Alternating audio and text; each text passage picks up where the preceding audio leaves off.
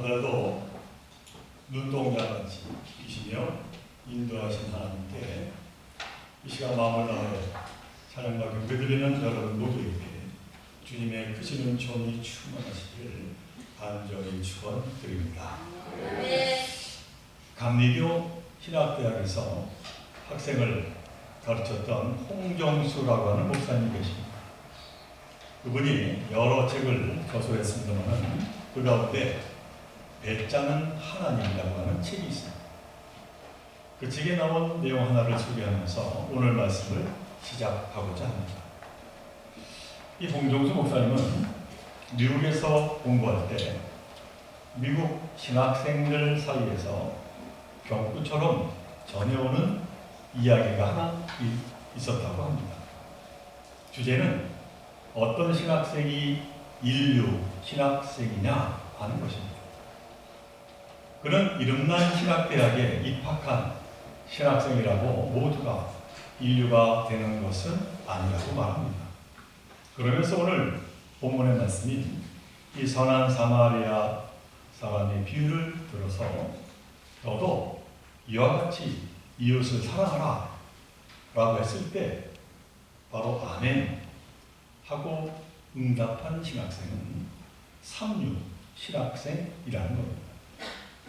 그 다음 이 말씀을 듣고 어떻게 사랑하지 하며 자신이 할 사랑의 실천 방안을 물어보는 신학생은 이류 신학생이라고 그렇게 평했다고 합니다. 자, 그렇다면 인류 신학생은 어떠한 자세를 가진 걸까요? 이 인류 신학생은 이 말씀을 듣고 도대체 왜 내가 사랑해야 하는가? 라고 하는 근원적인 질문을 던지는 학생이라는 것이죠. 물론 아멘이라고 대답한 학생이 곧바로 나아가서 사마리아인처럼 이웃을 사랑하되 끝까지 사랑한다면 문제가 없습니다. 그러나 대체로 이런 사람은 어떻게 사랑할지, 왜 사랑해야 할지를 생각도 하지 않고 아멘으로만 이렇게 말로 외쳤을 확률이 높다는 겁니다. 그래서 말씀을 들을 당시에는 아멘이라고 했지만은 실제로는 이웃사랑이라고 하는 구체적인 실천이 주먹구구식이 되거나 시간이 지나갈수록 그만 이 사랑의 삶을 내려놓게 된다는 것이죠. 그 다음 두 번째로 어떻게 사랑해야 하는가를 생각하는 신학생은 그 방법을 찾아 다양한 시도를 하고 끊임없이 이 사랑의 노력을 한다는 겁니다. 그러나 그 신학생 또한 왜 사랑해야 하는가? 라고 하는 근원적인 물음을 하지 않았기 때문에 환경이 변하거나 어려운 시험과 고난이 닥쳐오면 그만 그 사랑의 삶을 중도에 포기하기가 쉽게 된다는 얘기입니다. 자, 그러나 왜 사랑해야 하는가? 라고 하는 근원적인 물음을 가진 학생은 이 궁극적인 질문을 끝까지 밀고 가기 때문에 결국은 자기의 행동의 근거를 찾게 되고 뿌리 깊은 신앙 속에서 외부의 어려움이나 환경의 제약에 흔들리지 않고 실천을 지속해 나갈 확률이 높다는 것이죠. 물론 이런 물음의 과정에서 답을 얻지 못하고 그만 시험에 빠질 수도 있습니다. 그러나 아픈 만큼 성숙해지고 여러 경험과 시련 속에서만 참다운 신앙의 꽃이 핀다라고 그는 말합니다. 그래서 미국의 폴티라고 하는 목사님은 이런 말을 한 적이 있습니다. 만일 당신이 예수님과 함께 갈 수 없다면 회의론자에 예수를 십자가에 못 박은 본디오 빌라도와 함께 가십시오 라고 하는 그런 말씀. 그러니까 예수님이 어떤 길을 가셨는지 계속해서 곱씹어보라는 것이죠. 그러다 보면 참된 길이 보인다라고 하는 말씀입니다. 오늘 우리가 함께 읽은 이 선한 사마리아인의 비유 말씀은 바로 이러한 방식으로 두고두고 가슴에 새기며 생각하고 또 생각해 볼 말씀 중에 하나입니다. 특별히 한 율법 교사가 예수님을 찾아와 던진 질문의 그 무게가 만만치가 않기 때문입니다. 오늘 본문 25절에 보면은 어떠한 율법 교사가 예수님을 시험하려고 이렇게 질문을 던졌습니다. 선생님, 내가 무엇을 해야 영생을 얻겠습니까? 영원한 생명을 얻는 것은 우리 믿는 자들에게 너무나도 큰 가장 중요한 소망이라고 말할 수 있습니다. 그러나 오늘 이 본문에서 율법교사가 말하는 이 영생은 단순히 생물학적으로 영원히 사는 것을 말하는 것이 아닙니다. 예수님과 율법교사의 이 대화를 보면은 결국 영생의 길이 하나님 사랑과 이웃 사랑인데 그렇게 산다고 해서 노화를 멈추게 할 수 있는 것도 아니고 죽지 않는 것도 아니기 때문입니다.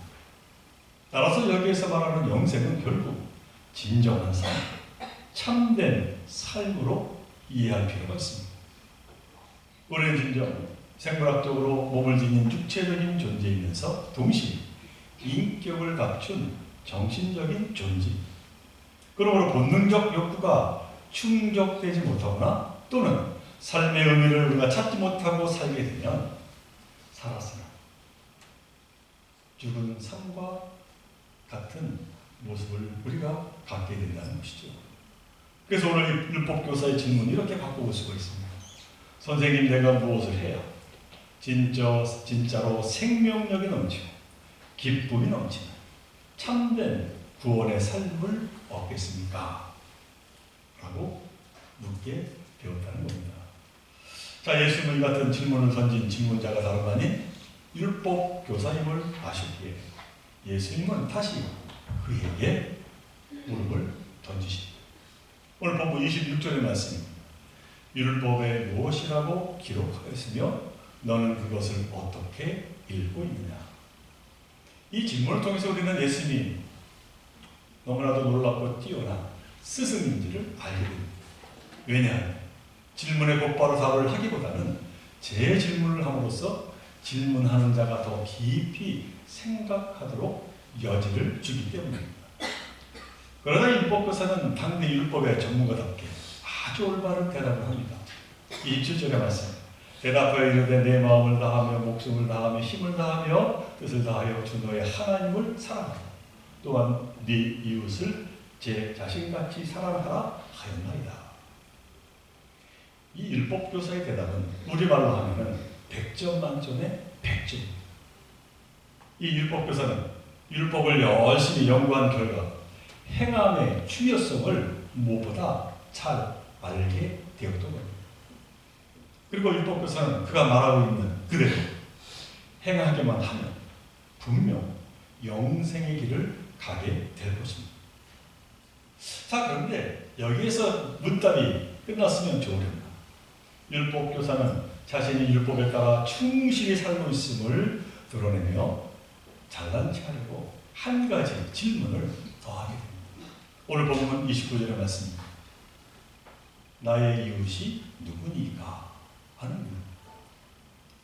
사랑하는 성도 여러분, 여러분의 이웃은 누구입니까? 우리의 이웃은 누구입니까?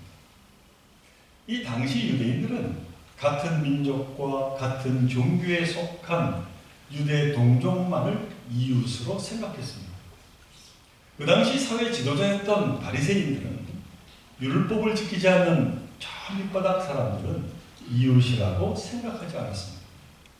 그리고 그 당시에 금욕주의자였던 데스네파 사람들은 자기 종파에 속하지 않은 모든 사람을 어둠의 자식 그렇게 불렀습니다. 한마디로 유대인들에게 사마리아인들, 이방인들, 가난한 자들, 천한 자들, 병든 자들은 절대 이웃이 될 수가 없었다라고 하는 것이죠. 그리고 이 같은 무릎을 던진 율법교사 또한 이것을 모를 리가 없었습니다.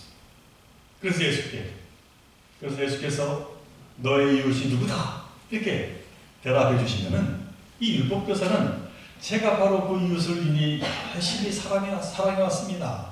라고 자신있게 말하고자 했던 것이죠.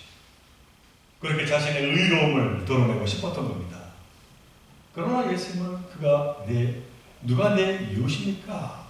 라고 하는 이 율법교사의 질문에 대한 대답 대신에 비유의 한 이야기를 그에게 들려주십니다. 우리가 너무나도 잘 아는 비유입니다만 여기에는 이제 강도 만난 어떤 사람, 제사장, 레위인, 사마리아인, 그리고 여관 주인이 등장하고 있습니다. 우리가 이 본문을 읽을 때 우리는 강도들이 누군지 또 강도 만난 사람이 누군지 전혀 알 수가 없습니다. 그러나 이야기를 듣는 청중들은 분명 자신도 모르게 이 강도 만난 사람의 처지를 안타까워하면서 이 강도 만난 사람이 구출되기를 바랐을 것입니다. 그러니까 이 강도 만난 사람과 자신들을 동일시 했을 것이다 라고 하는 것이죠. 그리고 이 당시에 예수님이 이 비유를 들은 사람들은 대다수가 유대인들이었습니다. 왜냐하면 이 가버나움이라고 하는 지역은 유대 공동체의 중심 지역이기 때문입니다. 그러게 이 강도 만난 사람을 자신의 동족으로 여겼을 확률이 높습니다. 그래야 마음도 아프고 얼른 도와주려는 마음이 생기지 않았겠습니까? 만약에 강도 만난 사람이 이방 원수였다면 참 고소하다 했을지도 모를 일입니다. 그러나 이야기 문맥상 이제 강도 만난 사람이 이방인 또는 원수일 리가 없습니다. 예수님은 강도 만난 사람이 예루살렘으로부터 여리고로 내려가다가 강도를 만났다고 하셨기 때문입니다. 자, 그렇다면 추측해 보건대 이 강도 만난 사람은 과연 누구였을까요? 먼저 그는 다름 아니라 제사장이었을 수 있다 하는 생각을 해봅니다. 왜냐하면 예루살렘에서 제사를 수행하는 이 제사장들의 반절 이상이 바로 이 여리고에 살고 있었기 때문입니다. 그만큼 여리고는 그 당시 헤브론과 함께 제사장들의 도시였습니다. 어찌되었든 이 한 사람이 강도를 만났습니다. 그리고 흠씬 매를 맞고 옷도 벗겨진 채 길 한쪽에 버려지게 되었습니다. 옷이 벗겨졌기에 신분을 확인할 수가 없고 또 이 사람은 죽지 않았지만 간신히 숨만 내쉴 뿐 스스로 무엇인가를 할 수가 없었습니다. 그때 저 멀리서 제사장이 다가옵니다. 만약에 강도 만나 쓰러져 있는 사람이 추측한 것처럼 제사장이었다면 자신과 생사고락을 함께한 동료가 지금 오는 것입니다. 만일에 강도 만난 사람이 제사장이 아니고 평범한 유대인이었다 한다면 이 하나님의 집 예루살렘 성전에서 일하는 성직자 제사장이니 분명 자기를 구원해 줄 것이다 이렇게 안도했을 것입니다. 이제 살았구나 기대했을 겁니다. 그러나 제사장은 멀찍이서 보고 그냥 지나가 버리고 말았습니다. 오늘 본문 31절의 말씀 마침 한 제사장이 그 길로 내려가다가 그를 피하여 내려가고 자 예수께서 이렇게 말한 순간 청중들은 들썩거렸을 것입니다. 어떻게 그럴 수가 있는가? 일반 유대인들은 이 제사장을 비난하며 성토했을 겁니다. 그러나 그 자리에 있었던 사두개파 사람들은 오히려 그 제사장을 옹호했을 수도 있습니다. 왜냐? 레위기 21장에 기록되어 있듯이 제사장은 시체에 접근하면 안 된다라고 하는 율법 조항이 있기 때문에 그래서 그렇게 행동하는 것 이해할 수 있다고 사두개파 사람들은 말을 했으리라 봅니다. 그러나 반면에 이 바리새인들은 그 자리에 있었다고 한다면 탈무드를 언급하면서 이렇게 길가에서 누군가가 공경에 처한 경우에 제사장은 시체를 하더라도 합당하게 처리한다 라고 하는 그 굵기를 이야기하며 당연히 도와야 한다고 그렇게 주장을 하였을 겁니다. 그렇게 서로 아마 다른 입장에서 논쟁이 벌어졌을 것이라고 한번 예상을 해봅니다. 어찌되었든 죽음의 그림자가 덮쳐오는 위기의 순간에 첫 번째 희망은 물거품이 되고 말았습니다. 자, 그런데 다행히 뒤이어서 레위 사람이 내려옵니다. 레위란 제사장을 도와서 성전에서 일하는 사람입니다. 그러니 이 제사장보다는 율법에 있어서 조금은 행동이 자유로울 수 있습니다. 그런데 그도 역시 어떠한 도움도 주지 않고 그냥 돌아가 버렸다라고 오늘 본문은 32절은 말하고 있습니다. 강도 만난 사람의 두 번째 희망도 그만 사라지고 만 것입니다. 이제 이 강도 만난 사람은 소위 종교에 관련된 사람들에 대한 기대를 저버리지 않았나 하는 생각을 해봅니다. 대신 자기 동족 유대인 중에 누군가라도 와주기를 바랐을 겁니다. 특히 마음 착한 유대인이라고 하면 더욱 좋겠죠. 자, 그런데 이게 웬일입니까? 유대인이 아니라 사마리아인이 등장했습니다. 강도 만난 사람의 심정이 어땠을까요? 평소에 사람 취급하지 않았던 사마리아인이 자기를 향하고 있기 때문입니다. 이 강도 만난 사람은 아마도 원수처럼 여기고 있었던 이 사마리아인이 온다면 오히려 자기의 목숨이 더 위험하게 될 수 있다 하는 생각을 가졌을 수도 있습니다. 그래서 몸을 숨게 할 텐데 그렇게 할 힘이 없습니다. 그러나 한편 그냥 지나쳐도 걱정입니다. 나는 점점 저물어갑니다. 그래서 그냥 가면 신라 같은 희망이 그만 사라져버릴 수도 있습니다. 그러니 도와달라고 말하고 싶지만 원수에게 도움을 청하는 것 자체가 수치스럽고 자존심도 상할 일입니다. 자, 강도 만난 사람은 이러지도 저러지도 못한 상황에 놓이게 된 것이죠. 예수님의 이야기를 듣던 사람들은 또 한 번 충격을 받았을 겁니다. 선한 일을 하는 인물은 보통 제사장, 레위 또는 유대인 동족이어야지 원수지간인 사마리아인이 선한 일을 한다 라고 하는 그 자체가 모욕처럼 들리기 때문입니다. 특별히 율법교사 입장에서는 더 그렇습니다. 거룩한 제사 업무를 맡은 제사장이나 레위인이 아니라 사마리아인이 선한 일을 한다 라고 하는 것은 도대체 받아들이기 어려운 일이 아닐 수가 없습니다. 자, 그러나 예수는 여기에서 멈추지 않고 계속 이야기를 이어가십니다. 그런데 이 사마리아 사람은 앞서 지나간 제사장과 레위인과는 다릅니다. 우선 이 사람은 강도 만난 사람을 보고 치근한 마음을 갖습니다.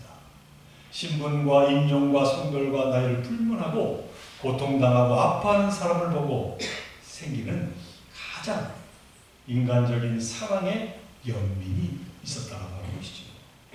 그래서 이 사마리아인은 그에 가까이 가서 상처에 기름과 포도주를 붓고 싸맨 다음에 자기 짐승에 태워서 여관으로 데리고 가서 돌보아주죠. 그뿐만이 아닙니다. 여관 주인에게 부탁하며 돈도 지불하고 비용이 더 들면 더 주겠다고까지 말합니다. 한마디로 이 강도 만난 자에게 기대하지 않는 놀라운 일이 지금 일어나게 되었다는 것이지요. 예수님이 이렇게 선한 사마리아의 비유의 이야기를 마치시고 율법 교사에게 묻습니다. 오늘 본문 36절의 말씀, 너의 생각에는 이 세 사람 중에 누가 강도 만난 자의 이웃이 되겠는가? 사랑하는 성도 여러분, 여기서 우리는 처음에 율법 교사가 한 질문을 다시 한번 떠올려 보아야 합니다. 나의 이웃이 누구입니까? 율법 교사는 자기를 중심으로 누가 내 이웃이냐고 물었습니다. 자기를 중심으로 이웃이 되는 사람과 이웃이 될 수 없는 사람을 나누었던 것이지요.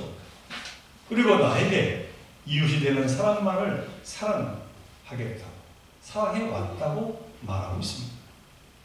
그러나 예수는 그와는 다르게 묻습니다.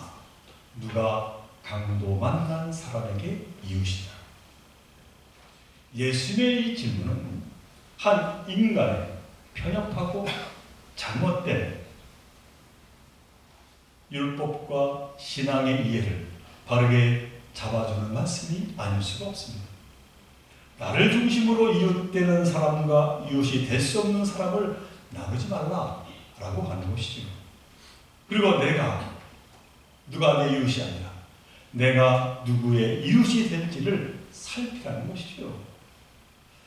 그러자 이 질문에 마음이 찔린 율법교사는 차마 사마리아인 그가 이웃입니다 라고 하는 대답을 하지 못하고 자비를 베푼 사람이라고 말하고 있습니다.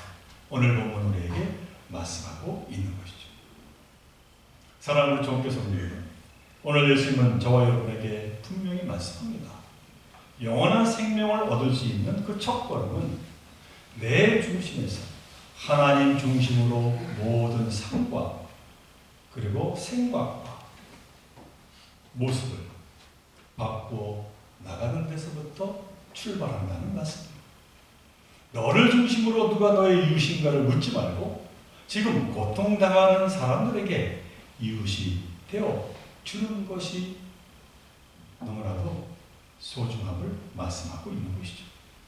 아파하고 힘들어하는 사람들 곁에 서 있을 때 바로 거기서부터 영생의 길은 열리게 될 것이라고 예수님이 말씀을 하십니다.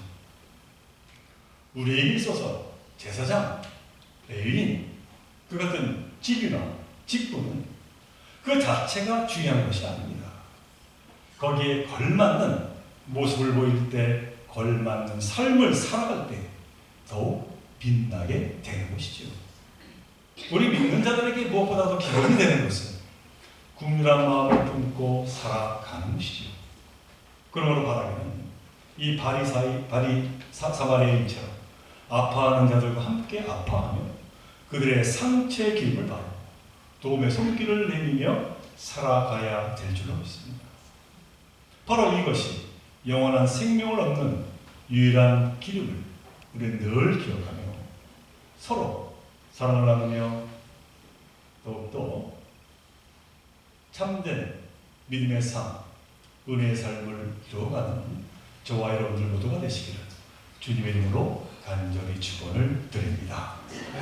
함께 기도드립니다. 사랑의 하나님, 참으로 부족한 것이 너무나도 많이 있는 그러한 삶을 살아가는 저희들이지만 그런 가운데서도 사마리아인처럼 아파하는 자들과 함께 아파하며 때로는 기뻐하는 자들과 함께 기뻐하며 사랑하는 저희 모두가 되게 하여 주옵소서.